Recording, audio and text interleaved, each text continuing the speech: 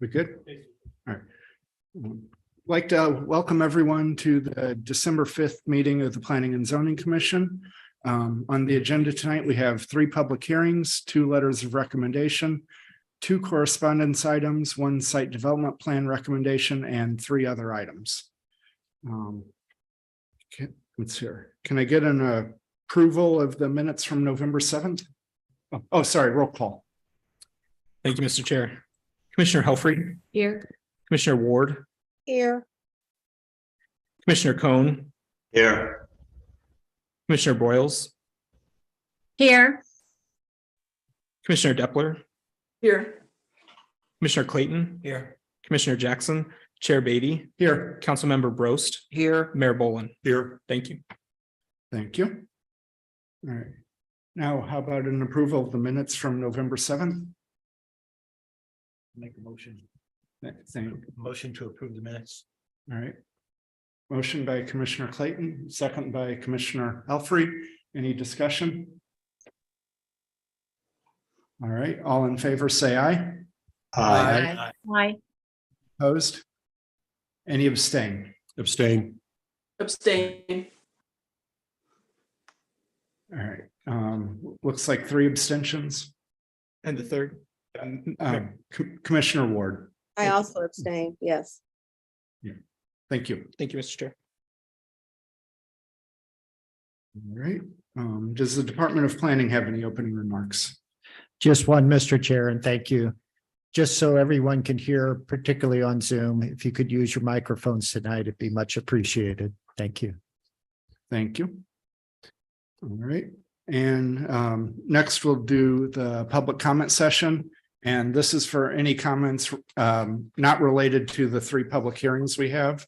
So if you're on Zoom, use the raise hand feature, and Travis will call your name when it's your turn to speak.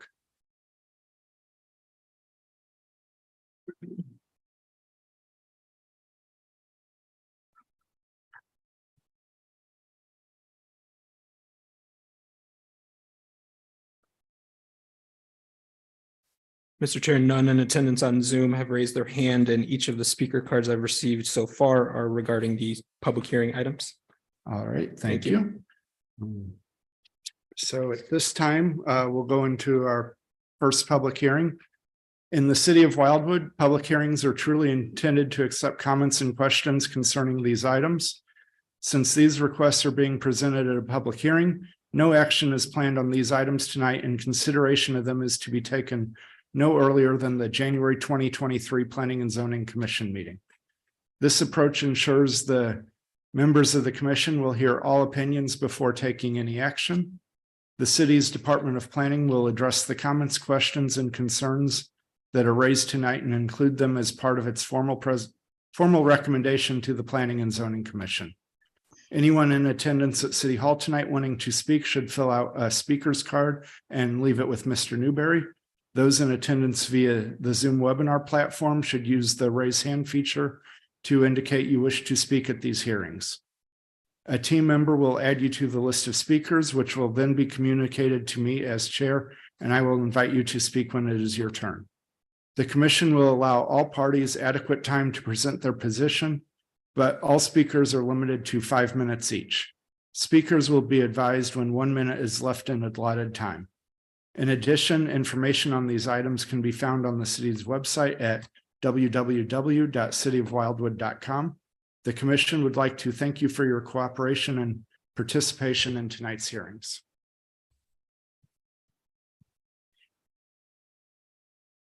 So first we have PZ 16-22, Mr. Newberry.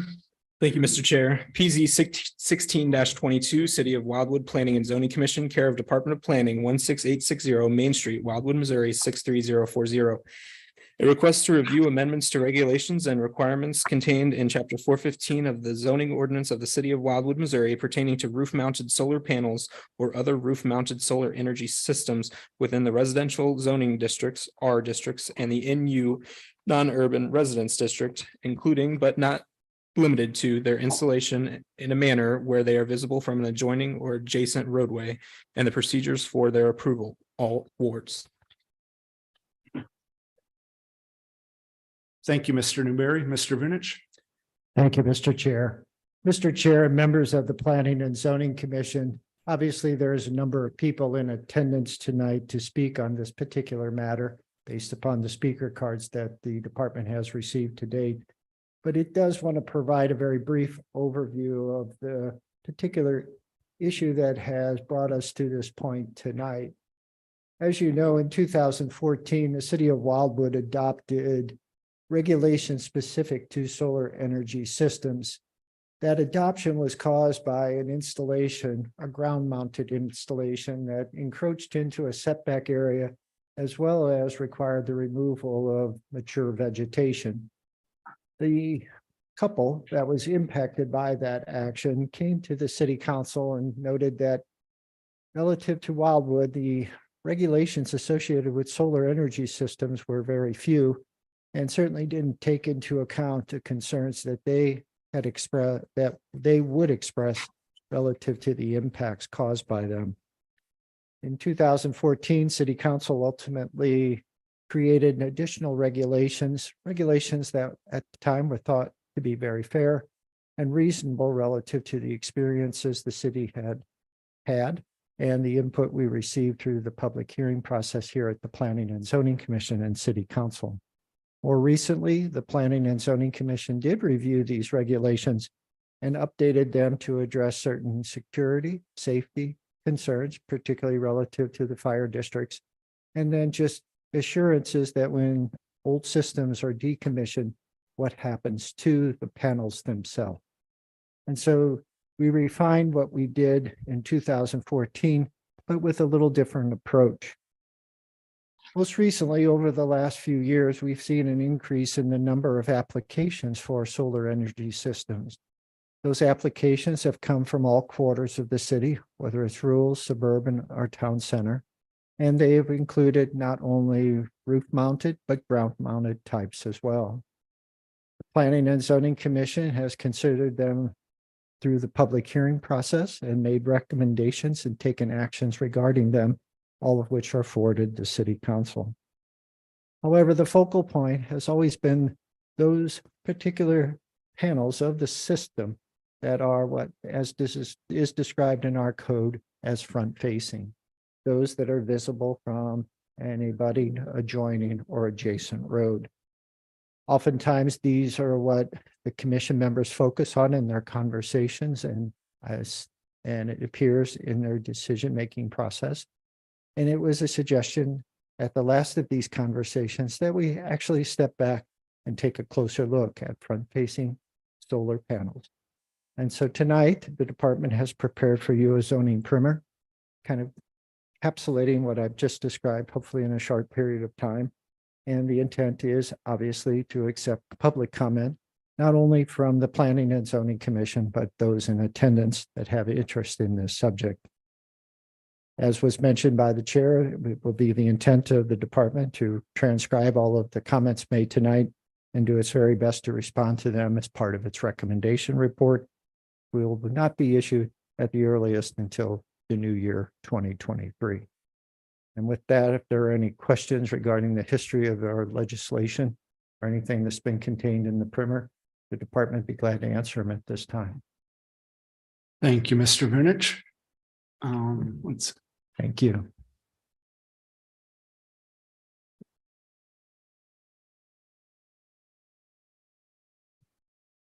Should I start with the comments from the public? Yes, if that's how you'd like to Yeah, proceed, go Mr. Chair. ahead. Thank you. First speaker card, Mr. Chair, and members of the commission is Mr. Downey.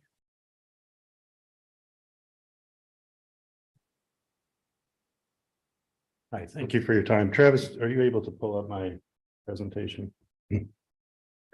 I've got a little PowerPoint here. I'm just going to go through a few of the slides. Yeah, can you state your name and address? Oh, I'm first? sorry. My name is Tom Downey. I live at 2638 Windcrest Falls Drive in Wildwood. If you could, do you have the advance or just? It's right next to Okay. him. Do this with me. So I've just got a few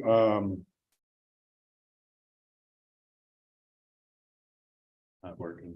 Do I do this one here to advance? Let's just start with it. Okay. Great. I just have a few points. I think it can all boil down to why we don't all agree on this, is that many people think that solar panels don't look good. And therefore, they would decrease the property values of the homes. I wanted this picture to stay up here for a little bit because I don't think everybody here knows what solar panels look like today. This is what they look like. I've heard comments that this will make our neighborhood look like an industrial park. Industrial parks don't have solar panels that look like this. These are all black. They match the roof, and this is what solar panels look like today. As far as what it does to real estate values, I heard a lot of people at previous meetings say, well, my friend, the realtor, or several realtors told me this. Well, I did research on it. If you can go to the next slide. This is from the National Association of Realtors, stating that home values go up with solar. Can you go to the next slide? Again, this is from the Department of Energy, the government, stating that in 2015, homes with solar values sell for more money. Can you go to the next slide, please? This is from CNBC, the business channel. Again, I'm not taking these from solar companies. I'm taking these from reputable things that should be unbiased as to whether solar makes homes more valuable or not. From CNBC, solar causes homes to be raised in value. And if you look at the bottom left of this slide, many of them come from data from Zillow.com, where Zillow compared comparable homes with and without solar, finding that homes with solar sold for 4% more than a comparable home without solar. Next, I want to talk about trends. These are some more things about basically not every realtor. Let me go to this one first. Not every realtor is going to agree, right? You can find a realtor that says solar is going to hurt the value of your home. But if you look at this chart in the top left, 36% of realtors believe that solar positively affects home values, while only 13% believe it negatively affects homeowner values. If you look below there, you might say, well, that might be true in California, but we live in the Midwest. If you look down at the chart below there, in the Midwest, the same is true.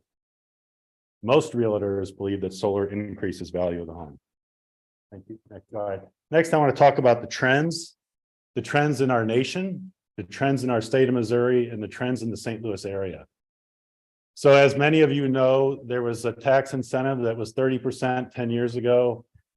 It was being phased out, was 26% in 2022, was supposed to go down to 22% in 2023, but just this year, a few months ago, Congress enacted a law that for the next 10 years, there's a 30% back up to 30% in tax credit. So my point here is our federal government is encouraging us to put more solar on our roof. That's what they want us to do.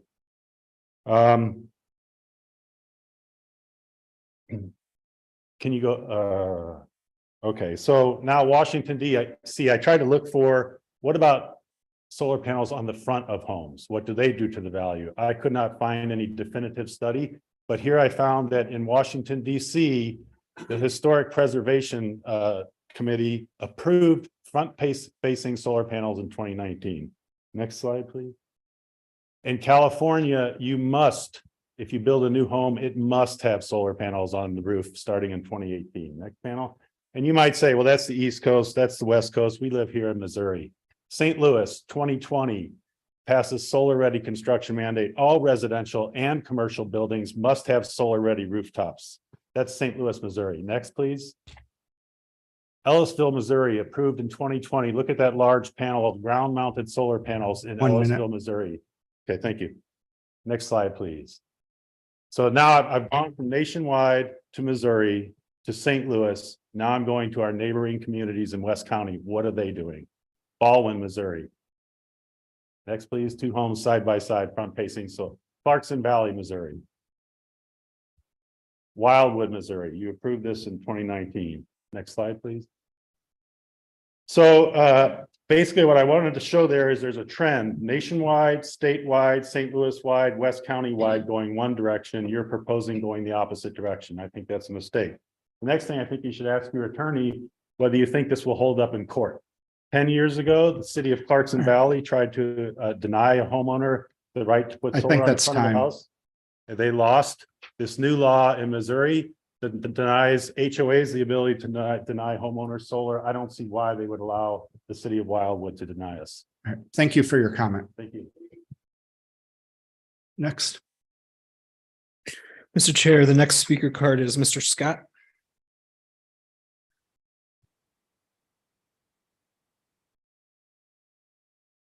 Hello, I hope everybody can hear me appropriately, not too loud, not too quiet. My name is Glenn Scott. I live at 16245 Windcrest Ridge Court in Wildwood, Missouri. I wanted to talk briefly. There's been a lot of discussion about do solar panels look attractive or look worse? Do they help or hurt home values? And the point that I wanted to bring up tonight is those are opinions. Everyone is entitled to their opinion. But I think you'll agree with me when you're talking about home values at future sales in the these are all opinions and theoretical impacts on home values. So what I wanted to talk about is the financial impact to me personally right now, quantifiable, verifiable numbers. The 30% tax increase that Mr. Donnie referred to works out to about $18,000. So if I am not able to put solar on my house, I lose out on an $18,000 tax credit on a home improvement that I'd like to make. My solar installation should offset almost 100% of my energy usage for my electric bill, and that is almost $200 a month. So again, quantifiable actual numbers, not allowing me to install solar on my house will cost me about $200 a month. So I just wanted to bring a real case scenario, not something theoretical, but just point out this is the financial impact to me of this action if Wildwood were to go in that direction. Thank you for your time. Thank you for your comments. Next. Next speaker card is Ms. Babb.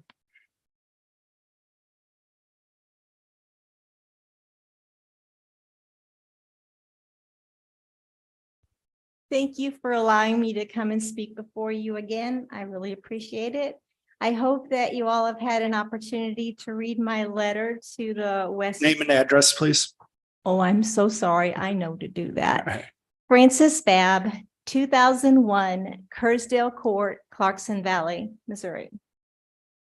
I hope that you all have had the opportunity to read the letter that I wrote to the editor in the West News magazine.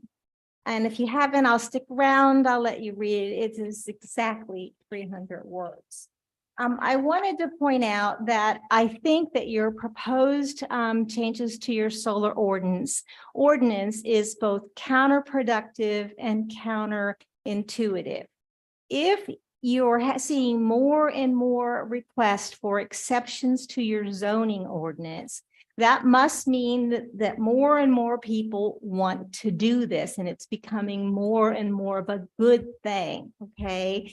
So to stop a good thing from happening by changing your law to forbid it just doesn't seem to make a whole lot of sense. If anything, you want to make it more generous and allow more people to have, solar on their homes. To kind of show you, kind of what's going on, I gave it to Travis, who gave it to Joe.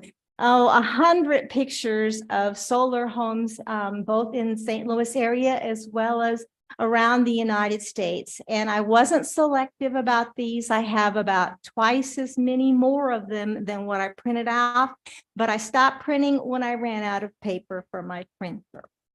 The last point, well, maybe second to last point that I want to make is that if you don't learn from history, you have the potential to repeat it. And I think a little bit of analysis as to what happened in Clarkson Valley could really benefit you all. Whenever I first requested solar, I went and knocked on the doors of every neighbor on my block, and even some of my neighbors who couldn't see my property at all. And I said, how do you feel about me putting solar panels on the front roof of the house facing toward the street? And everybody says, oh, no problem. We can't barely see your house anyway. Do whatever you want. Well, when I say that I talked to all my neighbors, if it was a husband and wife situation, I didn't talk to both the husband and the wife. I made the mistake of only talking to one of them. And there was this one really sweet lady that lived right next door to me. She was a physician's assistant, very educated, very polite, very genteel, but she absolutely had a serious heartburn about my project. And she went on a campaign to convince other people to prevent not only me from having it, but everybody in the city from having it. And I must say that she was quite effective. She claimed that my solar panels would fly off the roof like frisbees and come crashing into her yard, shatter into a million pieces, and she would be forced to deal with my junk landing in her yard. She claimed that the glare from solar would blind drivers, and drivers would veer off the street and come crashing into their houses or run over to their children who were playing in the yard. She claimed that my leaves, which I have tons and tons of trees in my yard, would collect underneath my solar panels. They would be unsightly, would spontaneously cause a fire. She claimed that my system was way too large and I was going to use my home to profit somehow from putting solar on. But One minute. oh my goodness. Well, I'll skip to my last point. Okay.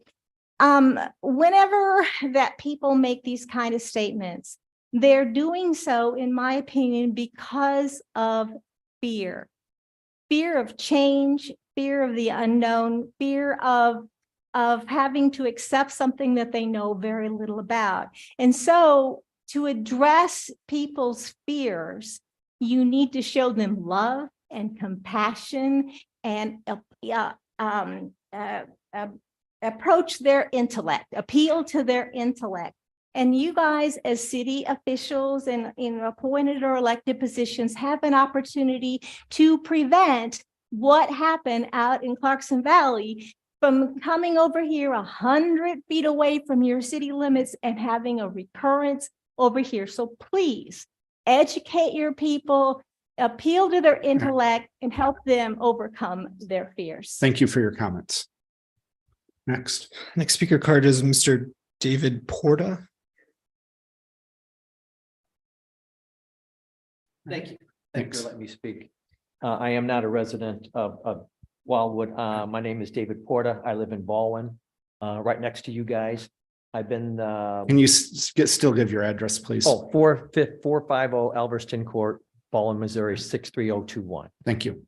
I've been living in Baldwin for 30 years, and I'm also an attorney, practice law from that location all these years. I was also the assistant prosecuting attorney for St. Louis County for 15 years. Back in about 2013, 2012, I was looking to put solar on my roof. And you can see my roof on page 13 of the exhibit that Mr. Downey has given you. The reason why I decided to do it was for a couple of reasons. One, I wanted the benefit from solar.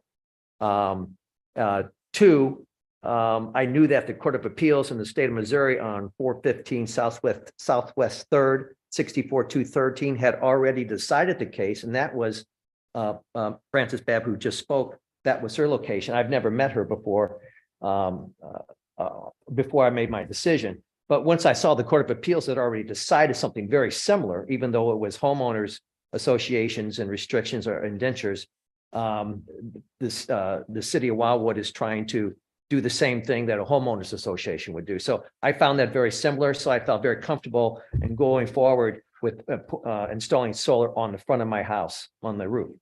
The city of Baldwin has a solar array on the administration building on Manchester Road. Now, they since moved that building about 2 years ago, but they had a solar array right on Manchester Road. Everybody could see it, and you probably even noticed it over the years. So I had figured that the city of Baldwin had already installed it and already approved it. And the fact that the Court of Appeals was going to be on my side on this case, and my indentures had no restrictions whatsoever on solar. And Baldwin also had no requirements or no permits of any sort required for me to do so. So I went ahead and put it up. I did talk to my neighbors before across the street. No one had any objections to it. The houses have sold up and down the street for many years. No one's ever decided not to buy a house that I am aware of because of my solar array. And my neighbors, you can see both our houses on page 13. My house and my neighbor's house both have solar. We've both been there 30 or 35 years, something of that nature. So I went ahead with my project, and I did my research on it as far as property values too, before this came up. And I found no reason to think that my house is going to decrease in value. In fact, there was articles from the New York Times years ago saying the solar increases the value of one's home. It didn't make a distinction between front, side, or back, or any what the array was, but solar in general will increase the value in your house. And my solar panels, since I've been there, they've been up for 10 years. I've been through all sorts of storms, wind gust over 65 miles per hour, several hail storms. Never had any problems. They're anchored to the joist in the inside the roof. They're not just anchored to the 1/4-inch board on the roof. So, and there's no way those panels are going to blow off your roof. If the panels blow off your roof, your whole roof would be going off at that point. There's been no fire hazards whatsoever. I've never even heard of that being an issue. And I had no one had any complaints about my solar panels, either on my street or any other street. And I would actually walk my dog all the time. I would get in conversations with people and they would talk about my solar array, and I would try to talk them into doing it. And within 4 blocks, within 2 or 3 blocks of my house, I found at least 6. 1 minute. We had 6 people had a solar up, and 4 were front arrays.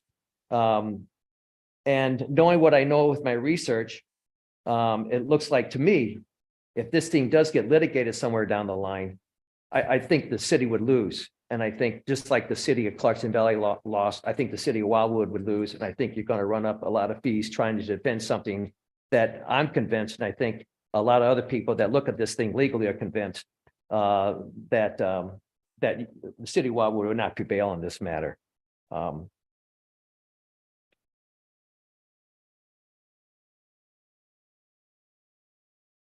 Plus, the cost of electricity is going to continue to go up, not down. I generate more solar than I use 4 months out of the year, and that benefits everybody else because it's net metering, goes back into the grid. So everybody here benefits from my solar panels at least 4 months out of the year. Very small amount, but you do benefit. So if everybody had solar, everybody would be benefiting. Time's up. Thank you, sir. Thank you for your comments. Next. Mr. Chair, the next speaker card is Ms. Von der Heiden.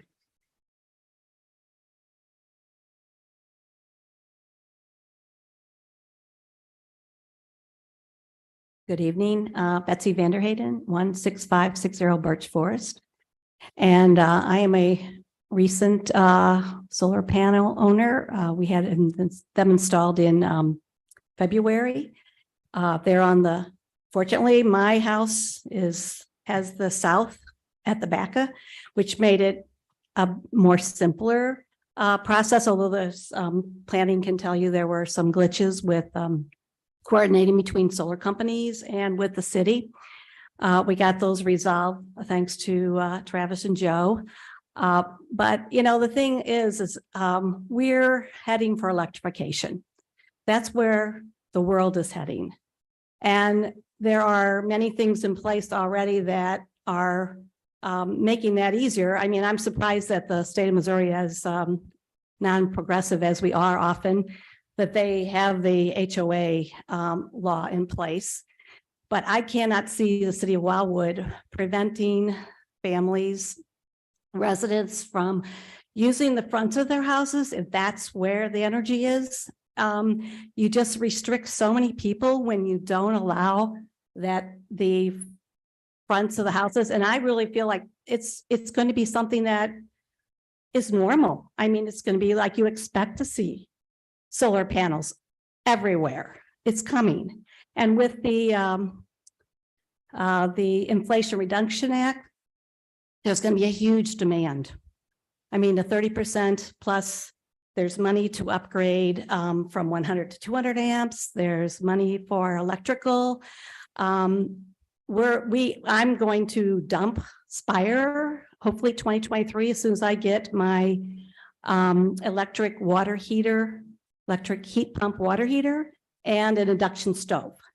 And so that can cut off a burning gas in the house, which I think we have been like gaslighted by Laclede and Spire that, natural gas is the way to go. It's, it's just not the case. And I found that the bills that I've had, with the exception of July, which I think we had like 10, 100 degree days or something, that was my highest bill this summer, was $49. And I mean, I don't have a huge house. It's a 3-bedroom, 2-bedroom ranch. And yet, it does require energy. And so I am very much in favor of us broadening our approach to solar panels rather than being more restrictive. We need to open it up because many, many people will want to take advantage of this in the city of Wildwood. And we have to be, we're Wildwood. Look at us. We are about nature. We're about the environment. And we're going to say to people, nah, you can't put panels there. So I hope that the planning and zoning will consider the remarks of the people who have, experience with it or would like to have experience with solar. And let's make our city a progressive one. Thank you. Thank you for your comments. Mr. Chair, the remaining speakers are on Zoom. Okay. I'll start with Mr. Dolan.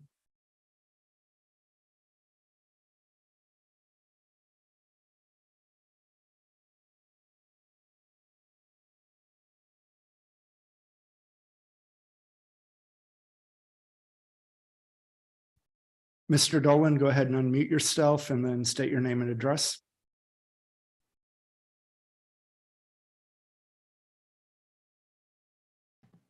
Oh, good evening. My name is Jonathan Dolan. I live at 258 Madeline's Park Circle in Jefferson City, Missouri, 65109. I'm the executive director of the Missouri Solar Energy Industries Association and here in Jeff, and I'm a former resident and a former state senator and state representative right across the river from you in West St. Charles and Lincoln County. I submitted some testimony that I think has been distributed to everyone in writing. So I'll deviate from that just a bit and not just read straight from it and tell you that I'm so impressed with all that Wildwood's doing over the years, and now at this particular meeting with such informed and wonderful people and some great civil servants. So thank you for serving and being a part of it. Our mission is to strengthen and expand Missouri solar industry and establish a sustainable energy future for all Missourians. And I took this job on as a 17-year trade association executive and with former time in the military government and then elected office, about 9 years in each of those jobs, because I believe in the growth and the sustainability of this energy source and where Missouri's going and this association is going. I'm predominantly home and commercial. You'll see pretty much all, as your testimony showed, many, many homes and almost all of your targets, your Kohl's and your other types of rooftops, Clayco, tilt up, and all the growth that St. Louis has seen. You'll see solar on all of that in the years to come. So we're very, very proud to be a voice for solar energy outreach, advocacy, and continuing education, standards, training. And it's not in our expansive and exponentially growing industry. It's not without fault.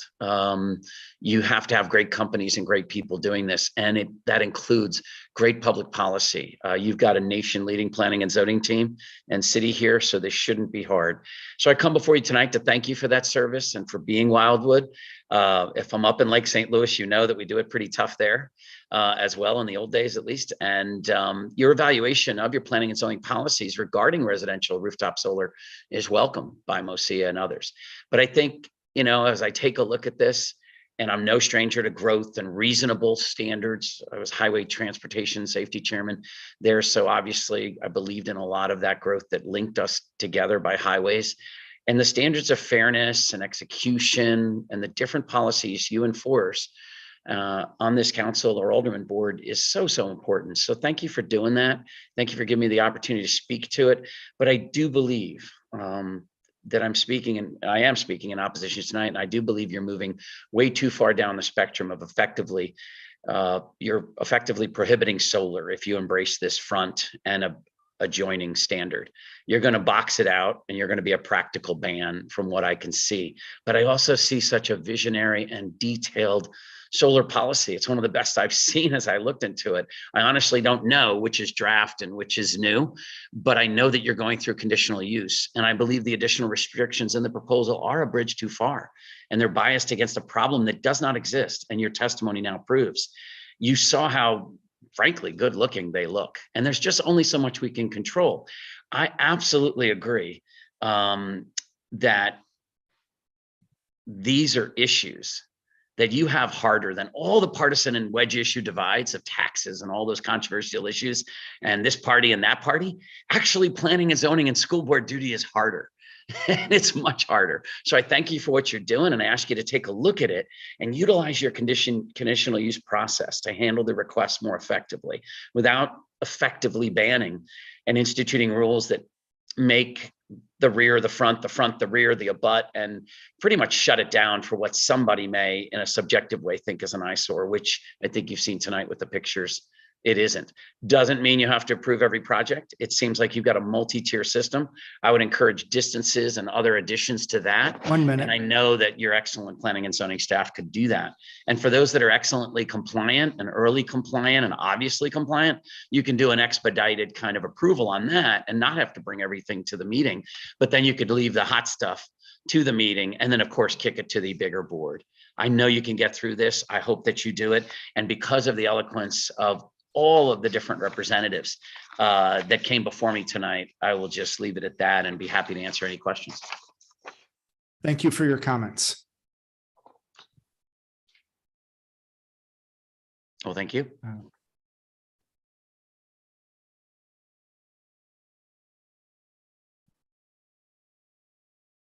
Mr. Bierman, I assume. Yes, sir, Mr. Chair.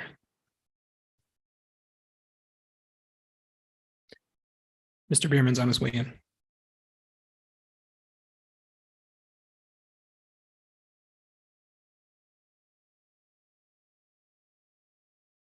Go ahead and unmute yourself, state your name and address, and then you have 5 minutes. Hello, my name is Scott Bierman. I live at 16347 Windcrest Falls Way in Wildwood, Missouri, 63005. Appreciate everyone's time on this matter. As we've spoken, solar is coming, and I think people are not opposed to solar panels that are not in view from the front of a residence. There are many restrictions that put things behind the home or where others can't see it. This matter has come to be more of a front or a visible from the street issue, and solar will catch up at some point. They are building solar shingles and things that will look good, but it is a technology that's evolving. It's just maybe not there yet. As you can see, I mean, it's clear Amazon stopped using solar for quite a period of time after many rooftop fires. Go ahead and take a look out there. They're one of the largest, and they had to stop using it. And it's certainly a valid concern that you would have a rooftop fire from solar panels. There's many companies out there doing it, some probably doing it well, some not doing it so well, as you can see from reviews on solar companies across the nation. So again, this is a matter where residents that I've spoken to in the neighborhood and real estate agents, it's not an issue on the back of the home, it's the front of the home or visible areas. And again, the solar panels today, even in Mr. Downey's pictures, 2 of his are just artist renderings. They're not even real pictures. So I can make them look as good as I want in a rendering that's not a real photograph. So as we go forward and solar shingles that look like regular shingles come to be and they're safety tested, it's probably a better review then. The panels today don't look like that. The other challenge that seems to happen is everybody's talking about the environment. And yes, want to be good to the environment, good stewards of the environment. But today, those panels last between 10 and 20 years, and then there's not an effective way to recycle the panel. So that's doing great damage to the environment. Also, most of the panels are not manufactured in the United States. They're shipped over here from China. So you got to take into account shipping items. I know we ship a lot from China, but there are being items shipped over here from overseas, which use a lot of energy. So there's a much larger picture. And again, to deal with the panels when they eventually are out of life, there is no effective way to recycle them or dispose of them properly, which definitely damages the environment. So we have, again, one issue is the aesthetics of them. 2 is the safety. And 3 is the long-term environmental impact that these panels have that hasn't been addressed yet.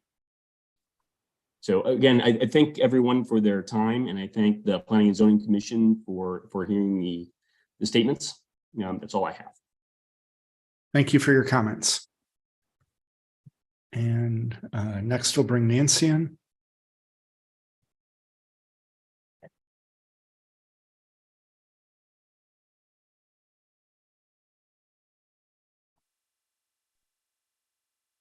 Go ahead and state your name and address and then go ahead. Hi, my name is Nancy Fish. I live at 1570 Old State Road in Wildwood. I was granted a conditional use permit to put solar panels on the front of my home in January of 2021. So I'm one of the people that did make it through the committee. And I'm extremely happy about that. There was one neighbor who came and asked a couple of questions and has otherwise been completely supportive since then. And otherwise, I've not heard anything from any neighbors. So I'm going with the good, no news is good news on that. Like others who have panels, in the summer, am able to offset more than 100% of my electrical usage.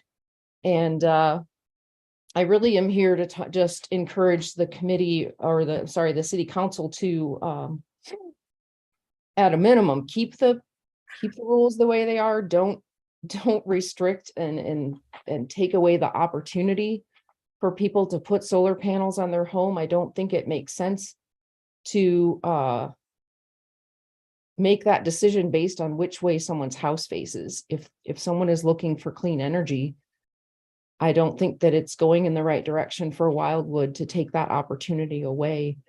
A few people have said it's coming and it's going to be normal. I feel like it already is normal, and that this is an opportunity for Wildwood to be encouraging and supporting residents to be looking for alternative ways to power our homes. So I think we have a lot more ugly things to worry about than how solar panels look. I know that some people, including the previous speaker, think they haven't quite got there yet.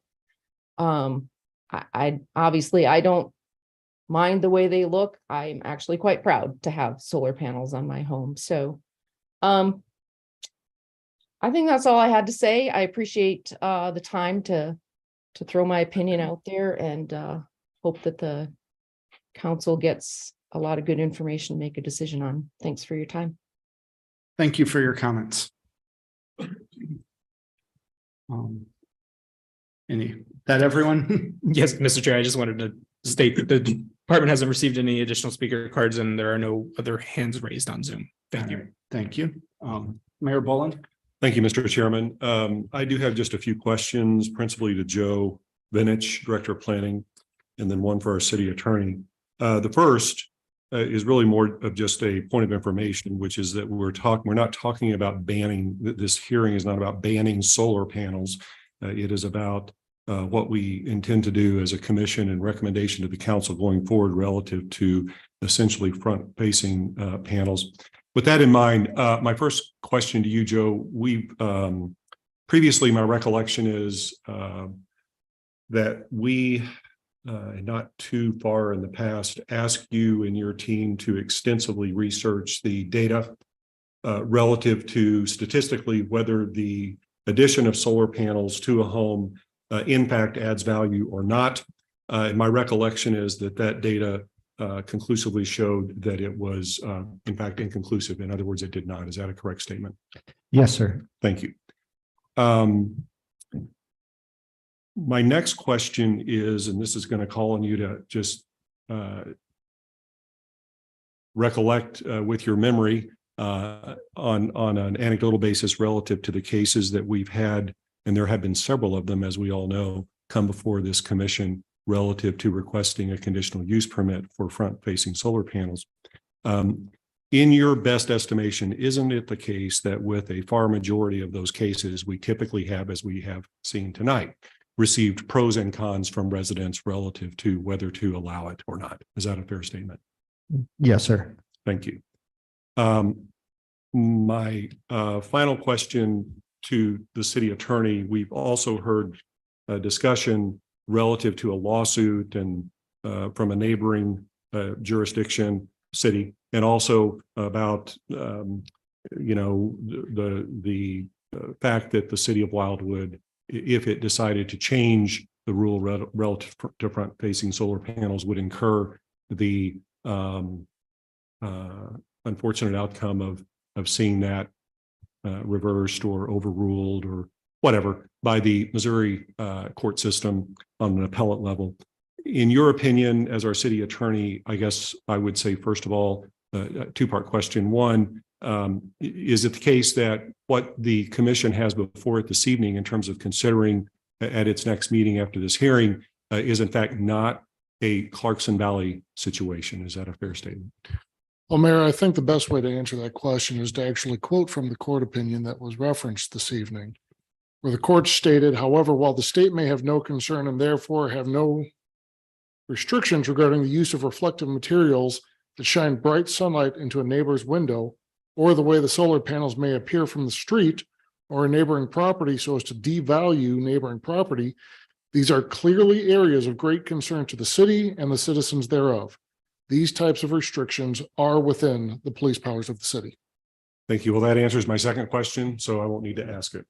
That's it, Mr. Chairman. Thank you. Thank you. Any other comments or Commissioner Helfrey? So thank you very much, Chair. When this all came up and we were starting to talk about this issue was strictly about front-facing solar panels, correct?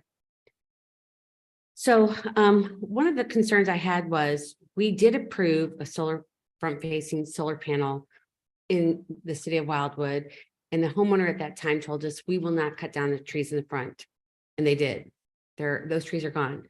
So a concern I have is that a couple of times people have said the comments were Wildwood is about nature, Wildwood is about the environment. And so how do you balance somebody that goes ahead and clears the trees in order for the solar panel? I have a problem with that. That's a conflict. Another thing that I was looking at was when this all came up about the front facing solars, and this is a little bit broader, so you'll have to give me a little bit of latitude. I am not anti-solar panels, but when people kept coming up and saying things like you're anti-solar panel, one of the things I looked up was what happens to solar panels when they no longer have a useful life. And I have 3 different articles. I went to 3 very different sources, and all 3 of the sources said that the disposal of solar panels is of great concern. And pretty basically, they're not very recyclable because of the cadmium in them. The glass is not well used. California doesn't even want them in there. And I will give you the articles are from Forbes and from Green Technologies, and the third one is from Discover, and they're all within the last 2 years. One of them, Forbes states that one of the things that they suggest doing is putting associating a fee on solar panel purchases in order to cover the cost of disposal, because they are considered toxic. Very few parts of them are recyclable. And if there are tornadoes, or in the case of Puerto Rico hurricanes, there's a lot of problems there. So my ask would be that even though it's a little off topic on just the front facing solar panels, I would like for the city to do some research on what is the disposal process. Because if in fact we are for nature and for the environment, and we want trees and we want solar energy, that's all great on the front end, but what happens at the back end? What happens to all of that? What's the cost to our environment? I would just like to have some answers so that we are all very well informed, no matter what the outcome is. So, With thank the you. permissions, Chair, certainly we'll be glad to investigate what happens to a decommissioned panel once it's taken off the roof, and do our best to find reliable sources as you've done. we'll start with probably the EPA and work from there. In terms of the situation you described where the homeowner was asked not to remove two of the trees, we'll investigate that for you. Thank you. Well, I would, once we get this, I would maybe wonder if, once we find out about how the disposal of the solar panels goes, if there's a way that we can deal with that at a local issue so that we do protect the environment going forward. Well, as I mentioned in my preliminary comments, one of the additions that was made most recently is we did ask to be advised when panels are decommissioned and replaced so that we can at least know that they are being disposed of and ask the simple question, how are you doing it? Thank you very much.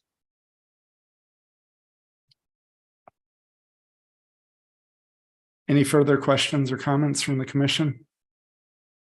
Thank you.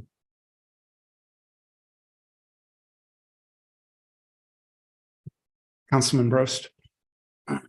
Yeah, I guess I don't necessarily see like a prohibition against front facing or street facing throughout Wildwood. Mainly because we have a lot of areas where, like, for example, my house, I don't have a neighbor across the street. But you know, that's one side. I wouldn't like to see it, but on the other side, I would say is that I mean, it's rare that there's not residents that are, again, they haven't come forward tonight, but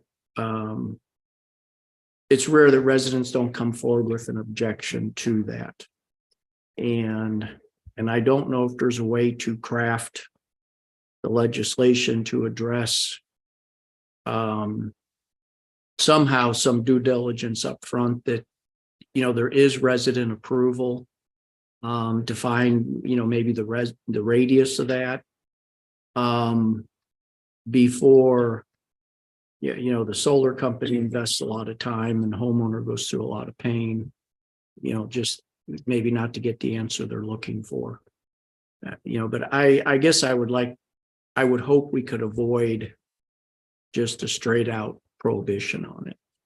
And that would be, you know, because I don't think that's the right answer either. But I don't want to see like it on the agenda every month where we have 5 more of them that need a CUP. I mean, so thank you. Mayor Boland. Thank you, Mr. Chairman.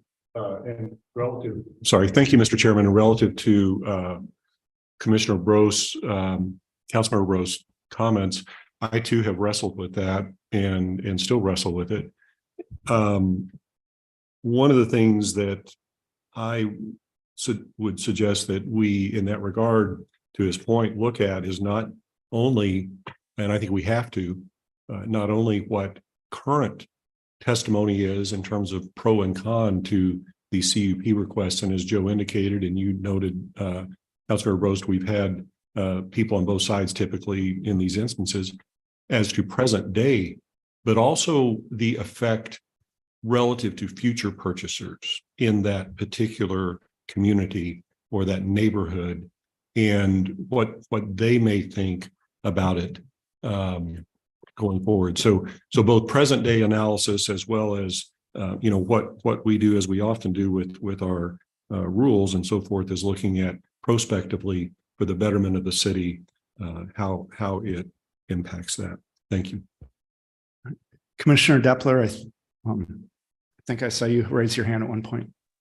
You did. Sorry if my dog whines here shortly. He's trying to talk to me. I guess I just wanted to state that my opinion, that I realize that people have concerns about the aesthetics of them on the front of the house. I think we've seen a lot of pictures that show that it does not have an impact. I think more and more the data is showing that actually it has a benefit on current and future prices of the homes. And I think, you know, we would be very short-sighted to, you know, wholesale say, you know, no front roof mounted solar panels going forward. So I just, I wanted to state, my kind of alignment with what Councilman Brost said. And, I think that we really should not be, restricting the use of solar panels at this point. I think we need to be opening it up to make it a little easier for our citizens to be able to take advantage of the technology. Thank you. Thank you. Councilman Bros. Yeah, I guess just one follow-up point. I'm not necessarily suggesting making it easier. I don't think we should have prohibition, but I do believe there needs to be some type of checklist or flow chart that, where, you limit the numbers that come to the P and Z, where in all likelihood, it just would not get approved. And we had one recently in my subdivision. I was not necessarily opposed to it, but I did find out that there was a resident that was opposed to it. And I feel that if there is someone that's opposed to it, then, we need to, not do it. But I appreciate the future residents are, and I've actually thought a lot about that, and I do believe it's good for the long term of the city, but I'm only representing the people that are here now. But it is, we have to think about the future. Bridges last 100 years, so they're going to go a long way for us and future residents. So that, okay, thank you. Thank you. Commissioner Helfrey. Mr. Munich, what are the 4 criteria that we subject all these things to? Well, first and foremost, we use what's in the conditional use permit process regulations, and it speaks to good planning practice. The impact of the conditional use in the zoning district designation and the allowable uses associated with it. The visual impact, which is key amongst these front-facing applications. And then that general 4th category of community benefit that's derived from granting the CUP to the applicant. Okay, so would you consider disposal of them part of the community benefit? Certainly, and as I've mentioned, we may have not gone as far as that cradle to grave approach for a solar panel, but we did in our most recent update try to address that community benefit by knowing where they are going to be disposed, not necessarily saying that, let's say, a landfill of an appropriate nature can accept them, but making sure they're just not dumped somewhere. Okay, thank you. Mr. Chairman. Mayor Bullen. Thank you, Mr. Chairman. Just one final thing, listening to the discussion and the testimony tonight, I want to thank each person, pro and con, for being here tonight to talk about it. It's a very important issue, and obviously there are multiple considerations for it. One of the things that we're charged with doing, and I guess I would say first and foremost, and I think I speak for everyone on this commission and for our city council, I don't think anyone, and I'll certainly speak for myself, is opposed to solar energy. That is absolutely not what this is about. I'm very much a proponent of it. And I suspect that many, if not all, on this commission are as well. One of the things that we have to do as we sit here in these positions is to evaluate multiple aspects of the issues that come before us. For example, it could be the case that someone could be completely energy efficient by installing windmills on their beautiful 3-acre piece of property in Wildwood and having to cut all the trees to do it. That would be an analysis we would have to go through. It could be the case that someone could be self-sufficient on an energy basis by installing a wood furnace or a series of fireplaces and cutting all their trees to do it. Those are things that we have to consider. This is no different than those instances. It is a balancing of the matter relative to what is best for this city and for its residents, both presently and in the future. And as you see tonight, there are multiple considerations of it. And I want to thank Commissioner Helfrey for bringing up the request for the data statistically relative to destruction. I think that'll be very relevant, just like it was when we approached it from a scientific standpoint as opposed to an emotional standpoint, when we got evidence as to home values, i.e. that there was no increase in home values as a result of this, solar panels. Thank you. Mr. Chair, just one point. Ms. Babb referenced a kind of thick stack of photographs that she provided. We'll scan those and send them to you, as well as the members in attendance via Zoom. So you'll have those to reference as well. Thank you. Thank you. Any further discussion? Seeing none, can I get a motion to close the public hearing? Motion by Commissioner Helfrey, second by Commissioner Clayton. All those in favor say aye. Aye. Any opposed? Any abstain? All right, this public hearing is closed. All right. Next on the agenda, Mr. Vunich. Thank you, sir. PZ 17-22 17011 Manchester Road, Kevin Amon, care of Jennifer James, Altius Land Surveyors, 3906 South Old Highway 94, St. Charles, Missouri 63304. A request for a change in zoning from the NU non-urban resident district to the R3 10,000 square foot resident district upon a property that is 0.9 acres in size, which is located on the northeast corner of Manchester Road and Lindy Lane. Street address 17011 Manchester Road, St. Louis County, locator number 24V 510715. The subject property is designated the Neighborhood Edge District under the current Town Center Regulating Plan as adopted by the Planning and Zoning Commission on June 7th, 2021. This particular site is located in Ward 8. Thank you. Thank you, Mr. Vunich. Mr. Newberry. Thank you, Mr. Chair.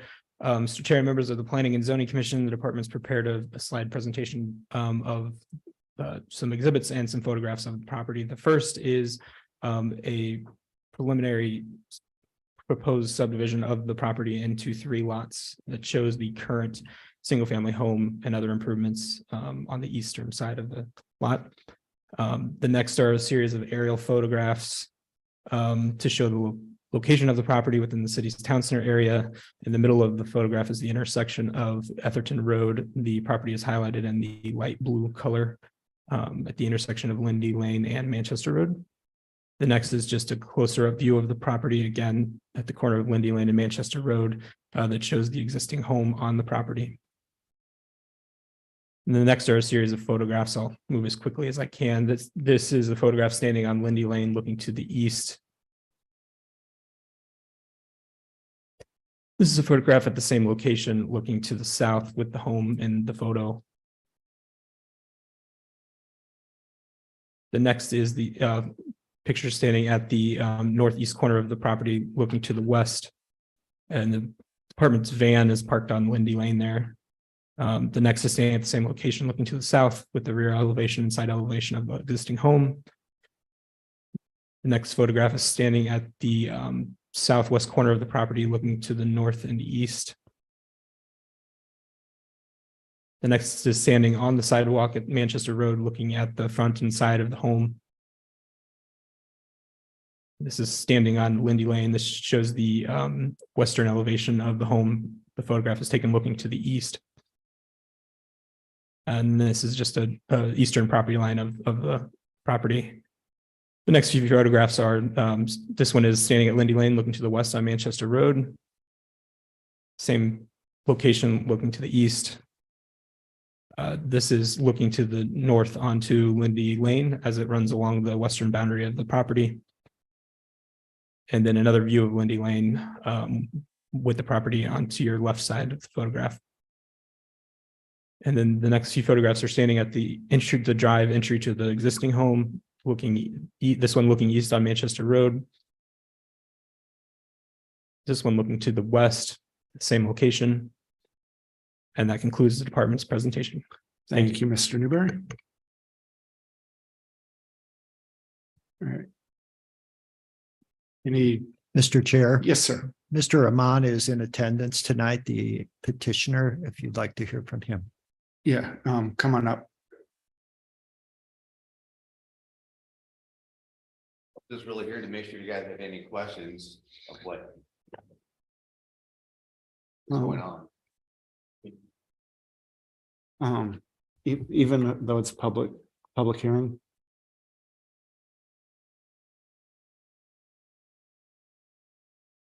Yeah. Mr. Young, as the applicant, can he speak during public hearing? Yes, the applicant can speak during the public hearing, yes.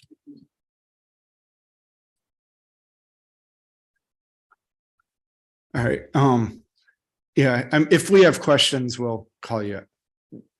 I guess quickly, what are your plans? Just to sell off those 2 parcels and build homes on them? I mean, honestly, I know at all. Okay. I mean, I really could protect them right now, but 3 years, 5 years, 7 years, I really have no. I may one day build the southwest corner and the back lot, I may keep as a backyard or I may sell it off, but I mean, I really have no issues right now. I'm really just strictly doing it for a tax reason, to be honest. Okay, To get into different parties here. gotcha. Thank you. Any questions or comments from the commission? Commissioner Depler? I apologize. I couldn't really hear the beginning of his speech to hear what he was saying about the plans for the property. I don't know if it was just my connection or not. Yeah, to summarize, he said he's doing it for tax purposes and doesn't have any immediate plans for the lots.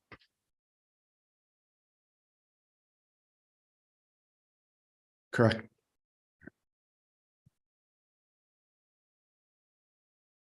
All right. Do you have a question? No. I make a motion to close the public hearing. All right. All right. Any discussion on to close the hearing? All in favor, say aye. Aye. Any opposed? All right. Any opposed? All right. Any abstain? All right. That public hearing is now closed. All right. Next on the agenda, Mr. Vunich, PZ 18-22. Thank you, Mr. Chair. PZ 18-22, Schweizer Riding Stable, care of Christine, Schweizer, 1351 Shepherd Road, Wildwood, Missouri, 63038. A request for a conditional use permit, CUP, in the NU non-urban resident district for an 8-acre parcel of ground that is located on the west side of Shepherd Road, north of its intersection with Christmas Valley Road and Thiel Drive. Street address 1351 Shepherd Road, St. Louis County locator number 20V220171.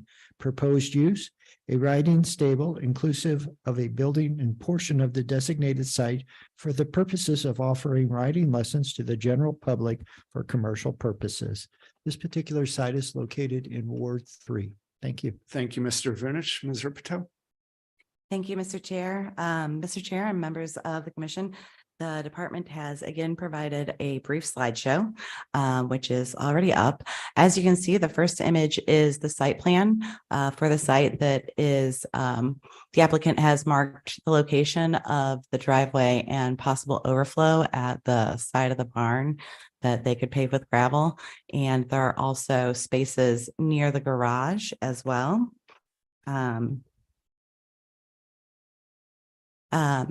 The next couple of images are aerials for the site. As you can see, this is an overview aerial of the site. You can see other large lot around the location. This is more zoomed in on the property. As you can see, the home is located in the center of the property, and the driveway, the lot is actually landlocked, and you can see the driveway runs through an easement up to connect to Shepherd Road. The next photos are photos of the site. This is the existing barn, and as you can see, there's a large paved area in front of it that the applicant would intend to use for parking that was shown on the site plan they provided. The next photo is additional photograph of the parking area as well as the fenced-in area for the horses. And this is to the left on the south of the barn where they could potentially have overflow parking and pave that with gravel. The next photo is additional parking that was shown up by the home on the driveway. This photograph here is taken from Shepherd Road. It's looking onto the property, so to the west. And this is the driveway entrance that will lead you down to the property. The next photograph is the property directly across the street from the driveway, taken from the driveway looking across Shepherd Road. This is also from the driveway. This is looking south on Shepherd Road. And this is also from the driveway looking north on Shepherd Road. And with that, that concludes the department's presentation. However, the applicant is here to provide more details on the request and or answer any questions.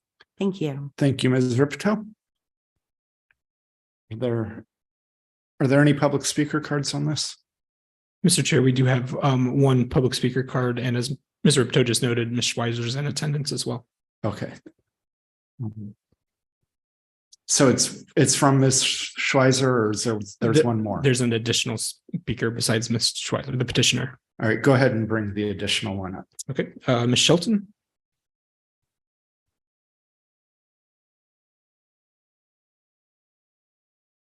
Hello, I'm Diane Shelton, 1245 Shepherd Road. Before I get into this, I just wanted to say, looking at those pictures, all this conversation about the solar panels, something really should be done about the property across from that driveway with all those sculptures in there. I don't know if anybody's ever done anything, but that is an eyesore, way worse than the solar panels. Let me just put that out there. I'm here representing my husband and me regarding this riding stable. I'd just like to state for the record that we oppose this, and it's primarily due to the traffic in the area.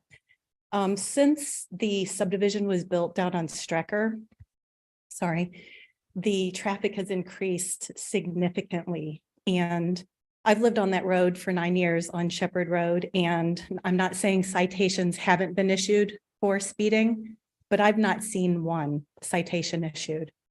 And I just don't understand why we would encourage a commercial property in our beautiful residential area, especially if it's going to increase traffic along with horse trailers.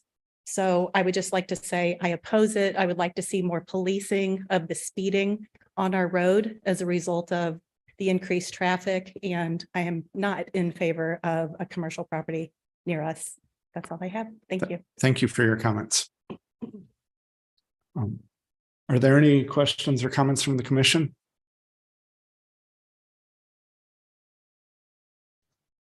Mr. Cohn, and then Ms. Stepler after that. Yes, I live on Shepherd Road, and my daughter used to take riding lessons at Baskin Farms, which I believe is still in existence. And my question is, how does this request differ in size of operation compared to Baskin Farms, which I believe is still in use? Thank you. Mr. Vinich. Thank you, Mr. Chair. Mr. Cohn, I would estimate that Baskin Farms is probably 10 to 20 times greater in size and intensity than this particular proposal. In conversations with the applicant, she had mentioned that she was going to use existing horses to provide the lessons that she owns, and her intent was to have just a small number of lessons offered on what I would consider not a 7-day per week basis. So Baskin Farms is a much more intense use, but from a zoning standpoint, it required a conditional use permit just as this does. Thank you. Thank you, Mr. Vinich. Thank you, Commissioner. Just one parting comment. I've lived on Shepherd Road now for 50 years and have never seen any issues with Baskin Farms. And as you had mentioned, it's a considerably much larger operation. So I don't see an issue with this type of use. All right, thank you. Commissioner Depler. Yeah, hi. You partially probably answered my question. I was just curious how many horses are currently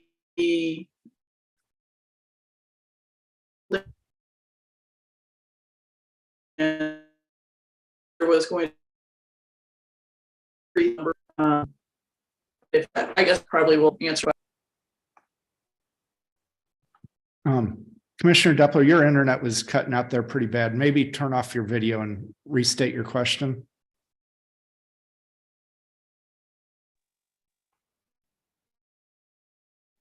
Yeah, I was just saying, probably most of my questions were answered by the response to Commissioner Cohen, but I was just curious how many horses are currently stabled there. And I guess the answer was that they weren't going to add.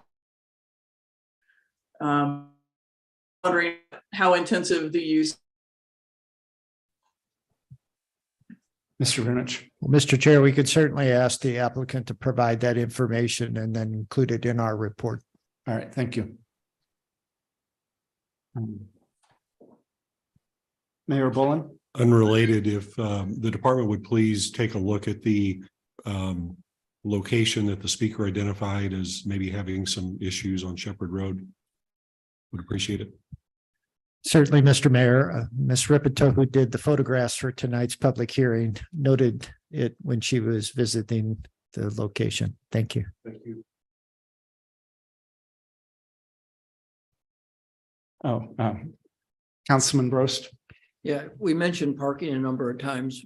How many cars are expected there on any given day or any given time? In the conversation I had with the applicant, Mr. Newberry, and I, it seemed to be a limited number, but we'll get more specifics and provide that as part of the background information in the report. And we'll do our best to address these questions. Thank you. Mayor Bullen, did you? I think Commissioner Cohen was before me. Oh, Commissioner Cohen. Yes, you mentioned you're going to ask Ms. Ripito to take a look at the property across the street. I would request when she does so also to make a vehicle count. It appears that there are a lot more cars parked in that driveway that would be representative of a single family home of that size. And I wonder if there's more than one family residing there. Just curious. Thank you. All right, Mayor Bullen. So this is a question for Joe. Commissioner Brost's question caused me to think of this, and I'm not necessarily by asking this indicating that's where I think we ought to go, but the question is relative to traffic. If the commission wanted to, in granting the CUP, isn't it the case that it could stipulate a maximum amount of, parking places or lessons being given or whatever at a given point in time or whatever to ameliorate some of the concerns on that, if it wanted to do that? Well, just to give you a bit of background, the parking ratio that's generally used is one space for every horse that's intended to be used as part of the stabling or the provision of lessons. And yes, you can. This conditional use permit allows the commission to control all aspects of the use. Thank you. Commissioner Helfrey. If the petitioner is here, I'd like to hear from them. Yeah. Can we go ahead and come on up? Hello, I'm Kristen Schweizer. I'm at 1351 Shepherd Road, and I don't know if you want me to just answer all the questions that came up. I have 2 horses and 1 pony. I don't plan on adding any other equines. And I used to teach in another barn that closed down, and people who were my students were asking if I could have lessons at home. And when I looked into the provisions, that wasn't possible. So that's why I'm here. I don't expect more than, and that's if I get popular. I don't want a sign. I don't want people coming to my home. I work full time. This is just a part-time hobby in a way, but I want to do right by the neighborhood. So that's why I'm applying for the permit. I don't expect more than 3 to 5 per day. It would be one family at a time coming for half an hour and then leaving. And I've talked to my neighbors, the neighbor at 1339 with whom we have the easement, and they are in favor. And the neighbor directly, I think it's 1403, and they're in favor as well. I think I got all the questions, but if not, let me know. All right, thank you. Any other questions from the commission? Move to close the All hearing. right. Is there a second by Commissioner Clayton, motion by Mayor Boland? All in favor, say aye. Aye. Any opposed? Any abstain? All right, public hearing is closed. All right. Mr. Vunich, PZ 14-22. PZ 14-22, 18443 Riga Road, care of Kevin Calzada, 18443 Riga Road, Wildwood, Missouri, 63005. A request for a change in zoning from the PS Park and Scenic District to the NU Non-Urban Resident District upon a parcel of ground that is 4.36 acres in size, which is located on the north side of Riga Road, west of its intersection with Shiloh Valley Drive. Street address 18443 Riga Road, St. Louis County, locator number 22X440070. The property was previously part of Babbler State Park, but was sold into private ownership by the state of Missouri. Such sale, and now the property is used for residential purposes, necessitates the request for zoning change to address its legal but non-conforming status. Property is located in Ward 1. Thank you. Thank you, Mr. Vunich. Mr. Newberry. Thank you, Mr. Chair. Mr. Chair, members of the Planning and Zoning Commission, the department has prepared for your consideration a draft letter of recommendation regarding the request that was just read into the record. The hearing regarding this matter was held before the Planning and Zoning Commission in October of 2022, with the department's recommendation being presented at the last meeting in November of 2022. At the November meeting, the members present unanimously supported the requested change in zoning from the Park and Scenic District to the NU Non-Urban Residence District. Its rationales for such are outlined in the draft letter recommendation, as well as the draft letter recommendation reflects the vote of the commission at the November meeting. With that, the letter recommendation is in the appropriate form for final action and to be forwarded to City Council for its public hearing. Thank you. Thank you, Mr. Newberry. Mayor Boland. Move to approve the recommendation with the zoning changes requested. All right, motion by Mayor Boland, second by Commissioner Helfrey. Any discussion? All right, seeing none, roll call vote. Commissioner Ward, Yes. Commissioner Cohn, Yes. Commissioner Broyles, Yes. Commissioner Clayton, Yes. Commissioner Depler, Yes. Commissioner Helfrey, Yes. Chair Beatty, Yes. Councilmember Brost, Yes. Mayor Boland. Yes. Thank you. All right, motion carries. Thank you. All right, Mr. Newberry, PZ 10-22. Thank you, Mr. Chair. PZ 10-22, City of Wildwood Planning and Zoning Commission, care of Department of Planning, 16860 Main Street, Wildwood, Missouri, 63040. A request for the Planning and Zoning Commission to consider potential changes to Chapter 420 Subdivision and Development Regulations of the City of Wildwood's Code of Ordinances for the purposes of evaluating the current timeframe for recording an approved plat, which is no more than 60 days after final action by the City Council, all wards. Thank you, Mr. Newberry. Mr. Vunich.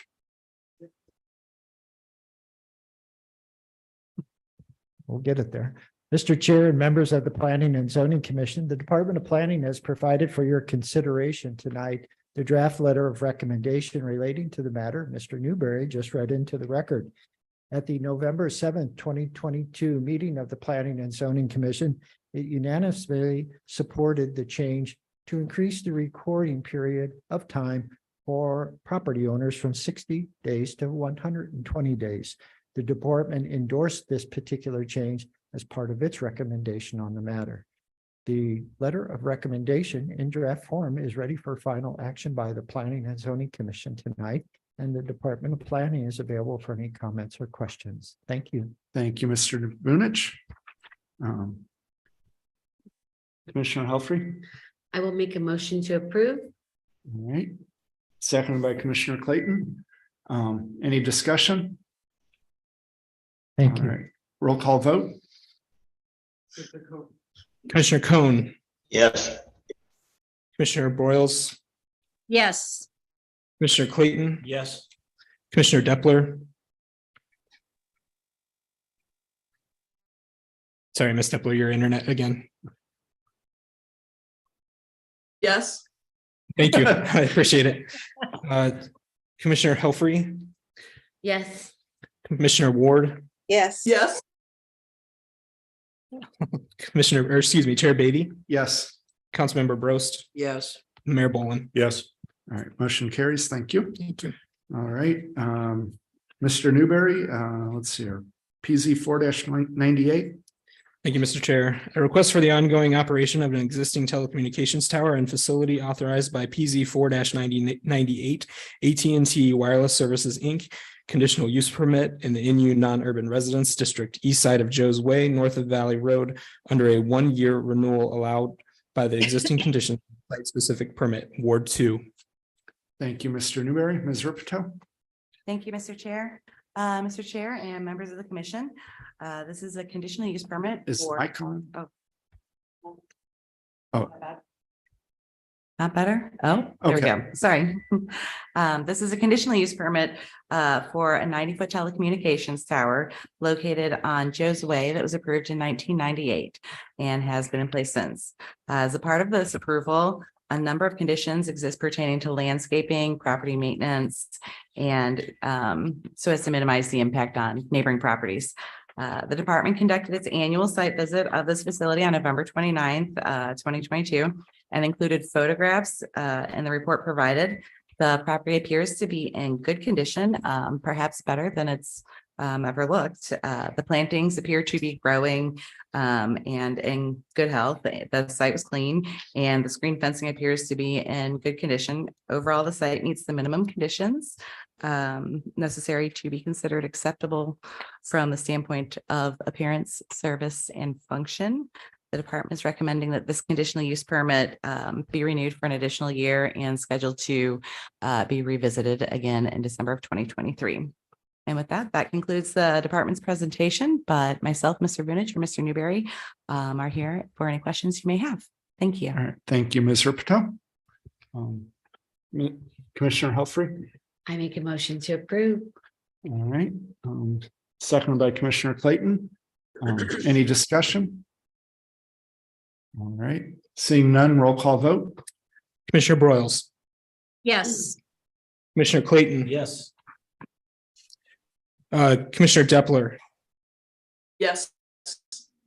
Commissioner Helfrey, Yes. Commissioner Ward, Yes. Commissioner Cohn, Yes. Chair Beatty, Yes. Councilmember Bros, Yes. Mayor Boland. Yes. Thank you. Motion carries. Thank you.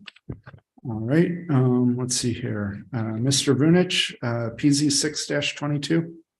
Thank you again, Mr. Chair. Withdrawal of PZ 6-22, Joseph Devine, 3466 Whitsett Fort Road, care of Rising Sun Solar, care of Megan Hale Murphy, 3525 Roanoke Road, Suite 110, Kansas City, Missouri, 64111, from the Planning and Zoning Commission's active agenda. This request sought a conditional use permit, CUP, in the NU non-urban resident district, street address 3466 Whitsett Fort Road, St. Louis County, locator number 26W 520090, for the installation of roof mounted solar panels, which are to be so situated on the dwelling as to be visible from an adjoining roadway.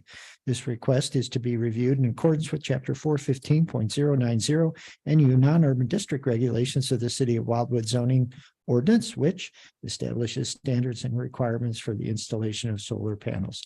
This particular site is located in Ward 6. All right, thank you, Mr. Vunich. Mr. Newberry.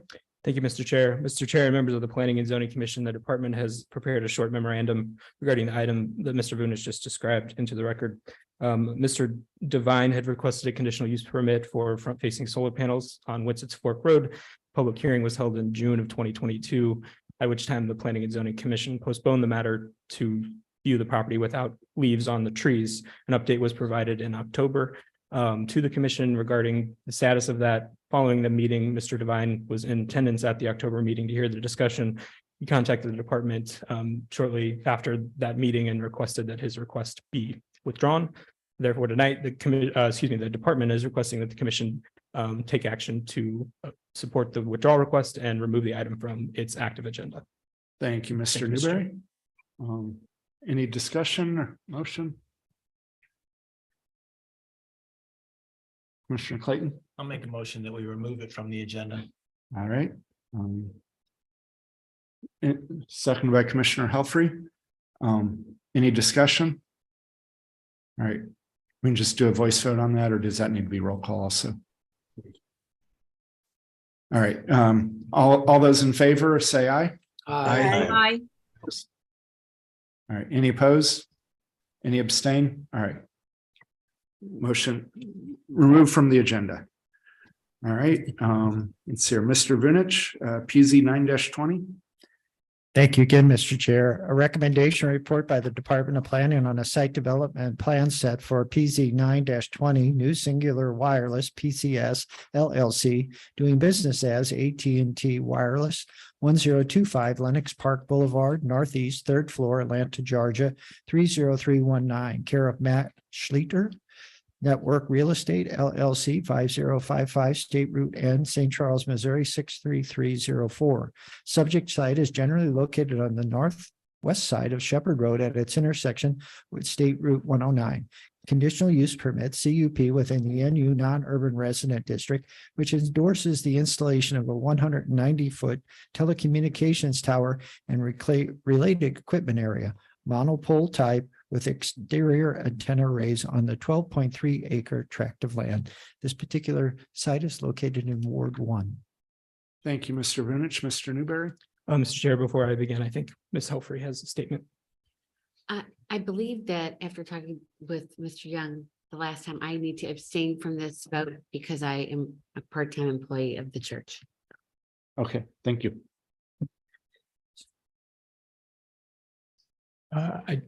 I won't unless there's questions.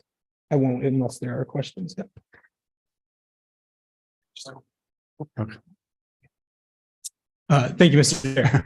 Mr. Chair, members of the Planning and Zoning Commission, the department has prepared for your consideration tonight a report with recommendation regarding the site development plan for the telecommunication facility that was just described and read into the record. The commission will recall earlier this year, the Planning and Zoning Commission granted a conditional use permit for this facility.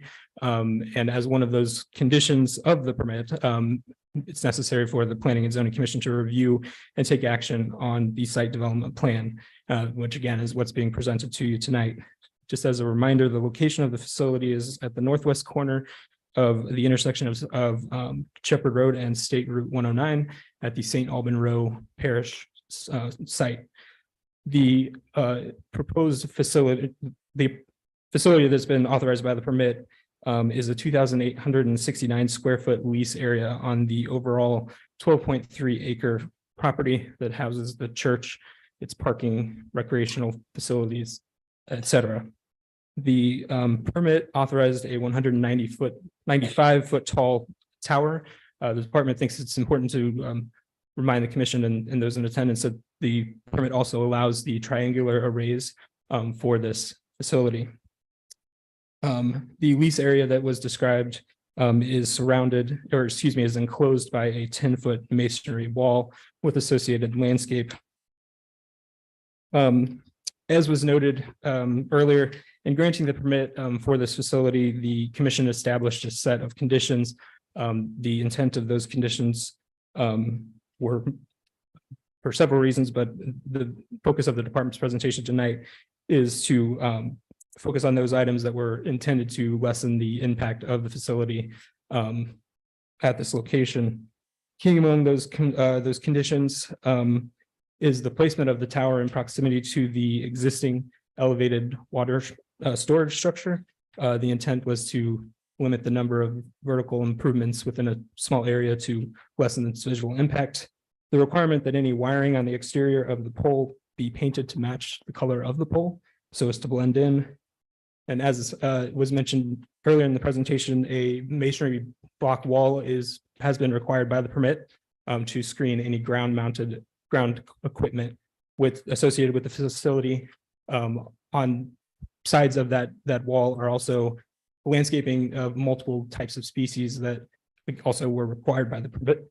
The permit.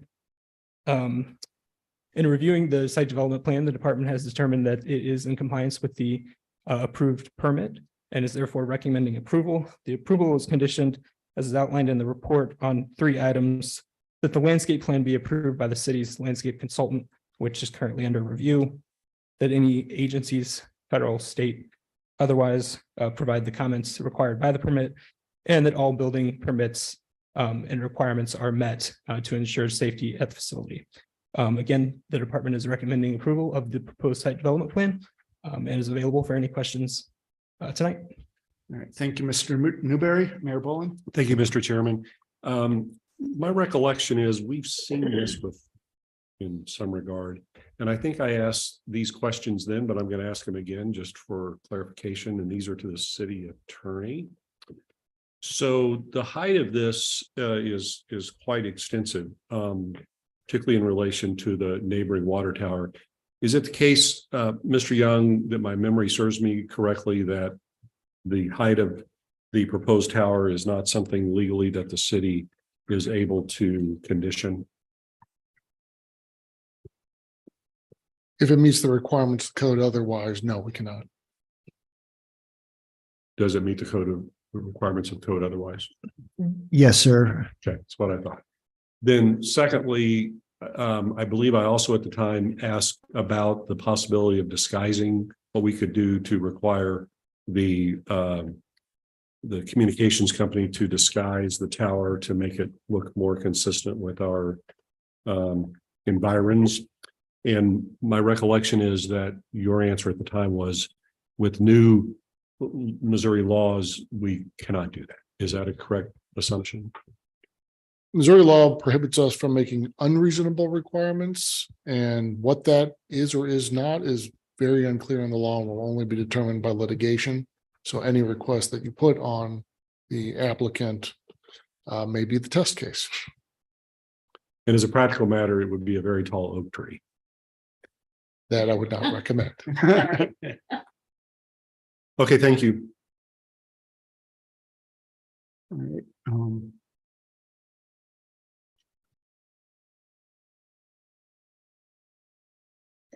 Is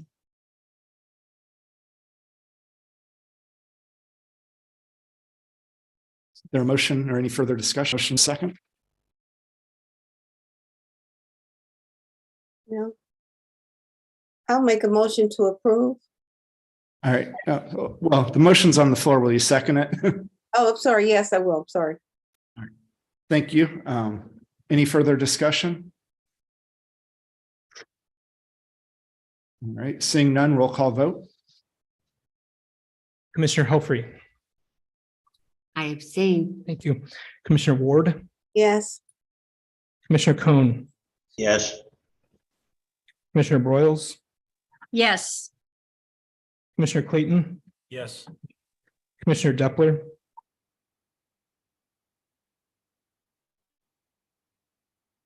sorry, Ms. Depler. Think the internet gremlins might have Yes. her again. There we go. Thank you. Chair Beatty, Yes. Councilmember Brost, Yes. Mayor Boland, No. All right, motion carries with 8 to 1 to 1. All right, other items. Since almost all of us are here tonight, we'll go over the 2023 calendar. Thank you, Mr. Chair. Mr. Chair and members of the Planning and Zoning Commission, in preparation of the new year 2023, the department has prepared the calendar of meetings. As part of that preparation, we would note we are sticking with the 1 meeting per month. That meeting continues to be on the first Monday of the month.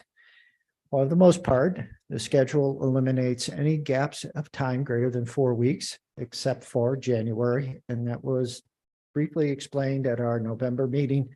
But just given the schedule of meetings the first week of January, it was very difficult for the Planning and Zoning Commission to meet. So we bumped to that the third Tuesday of the month in January. It retains the start time at 6 p.m., but there was a desire on the commission's part to discuss that tonight. And then finally, it accommodates the Dr. Martin Luther King holiday as well as Labor Day. If there are any questions, certainly the department would be glad to answer them. Thank you. Commissioner Helfrey. Well, thank you, Mr. Vunich, for this calendar, and I would just like to put on the record my request that maybe we consider moving to 6:30.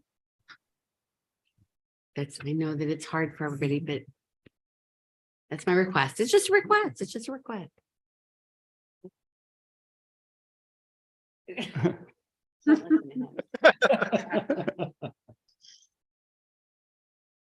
Commissioner Depler, did you have your hand up? Okay. Are you looking for? I guess the one other thing I wouldn't mind bringing up is the July 3rd one being sandwiched right there on that Monday between a weekend and a holiday. I guess there's no way to do it on the 5th, is there? Yes, we could. Certainly could. It's a Wednesday, and if there's not court, we'll be glad to try. I think that's a good idea. Yes. Okay. Yeah. So. I'd be up for that. unless- Pardon me. All right. Everyone good with the 5th for July? Yes. All right. Is he looking for a motion to approve this? Yes, Mr. Mayor, please. So moved. All right. That will be inclusive of the change from July 3rd to July 5th. Okay. All right. All right. All those in favor of July 5th, say aye. Aye. Any opposed? All right. And then moving to a 6:30 start time for in person. That was just to Oh. think about it. You don't have to make a decision. I just want you to think about it. Okay. Do it over.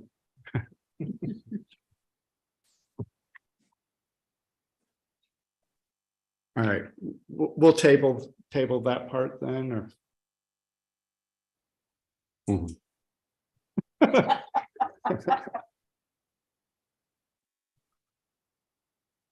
I mean, Mondays, I'm usually at home, so I can just walk over here whenever, but I think I might be in the minority. All right. And then, all right. It would make The- it much easier. Be able- Can we include dinner? Ooh, that's tempting.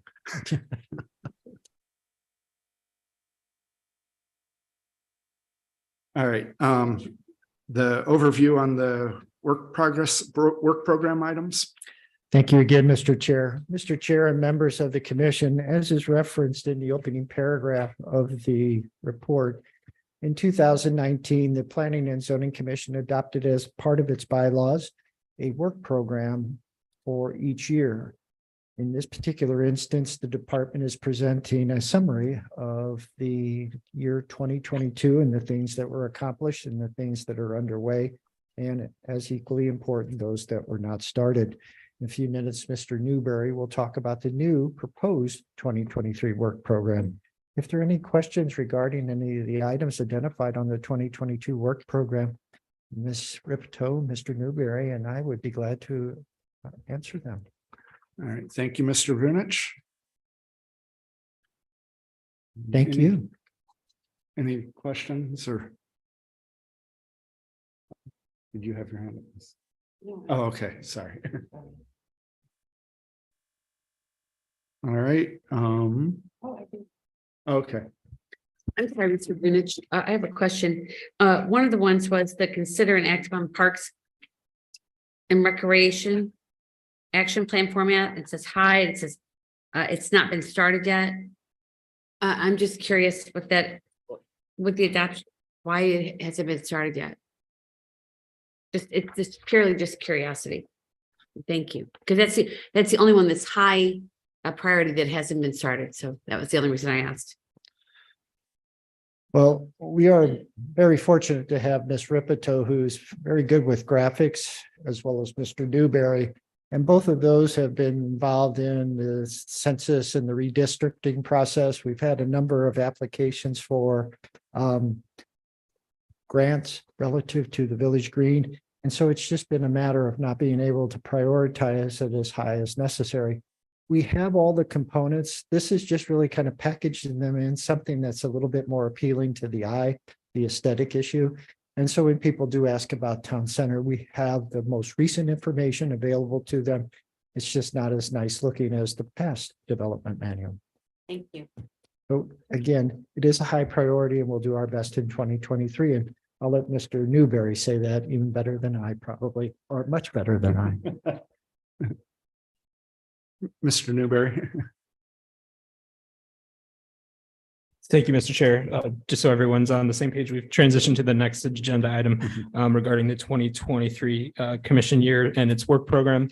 As Mr. Vunich noted in his introduction to the previous item, it's a requirement of the bylaws that a work program be presented to the commission for adoption.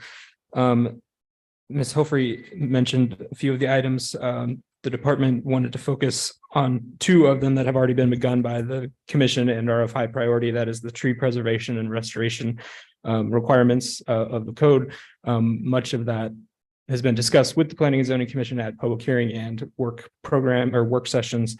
And much of the research has been completed by the department. That will be on the kind of the first of the year for the department with the commission. The next is the subdivision and development regulations. Again, those have also been held a public hearing with the Planning and Zoning Commission, and much of the research has been completed. So that'll be early 2023 as well. The department is available to discuss any of the other items listed in the 2023 work program. And the department is seeking an action by the commission to adopt the work program. All right, thank you, Mr. Newberry. Ms. Commissioner Helfrey. I vote to approve. Motion to approve. All right, is there a second? Second by Commissioner Ward. Any further questions or discussion? All right, all those in favor say aye. Aye. Any opposed? Any abstain? All right, motion passes. All right, and with that, unless anyone has anything else, a motion to adjourn. Motion by Commissioner Clayton, second by Councilman Brost.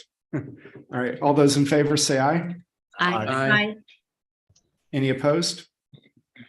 All right, have a good night, everyone. Thank you all and Thanks. happy holidays. Thank you.